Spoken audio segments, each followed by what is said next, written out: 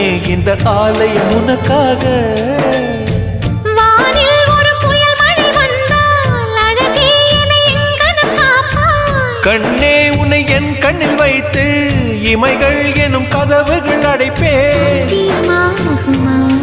நான் சத்தியம் செய்யவா? தொடு தொடுவெனவே வானவில் என்னை தூரத்தில் அழைக்கின்ற நேரம்.